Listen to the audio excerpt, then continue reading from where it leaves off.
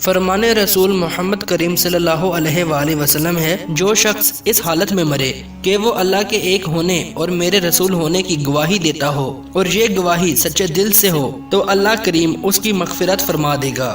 فرمان رسول صلی اللہ علیہ وآلہ وسلم ہے، جب تم فوت ہونے والے کے پاس موجود ہو تو ان کی آنکھیں بند کر دیا کرو، کیونکہ جب فرشتے روح قبض کر کے واپس جاتے ہیں تو روح کی نظر پیچھے ہوتی ہے، اور مردے کے پاس بیٹھ کر بھلی بات کرو، قرآن مجید کی تلاوت کرو، دعا کرو، کیونکہ گھر والوں کی باتوں پر فرشتے آمین کہتے ہیں۔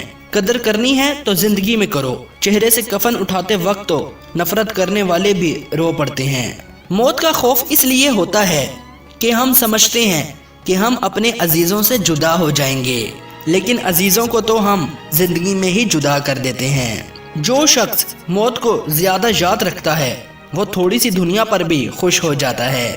ایک لمحے میں موت کا فرشتہ آتا ہے، گھر اور بستر سب بدل جاتا ہے۔ ملک الموت جب آتے ہیں تو اکیلے نہیں جاتے۔ انسان موت سے بچنے کی کوشش کرتا ہے، جہنم سے نہیں۔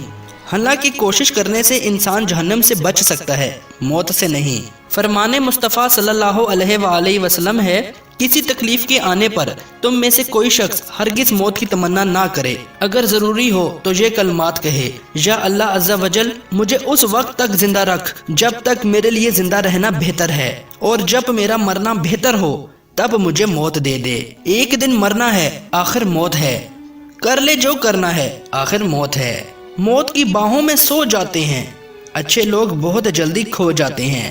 کلو نفس ذائقۃ الموت، ہر نفس کو موت کا مزہ چکھنا ہے، ہر نفس کو موت کا مزہ چکھنا ہے، ہر نفس کو موت کا مزہ چکھنا ہے، ہر نفس کو موت کا مزہ چکھنا ہے۔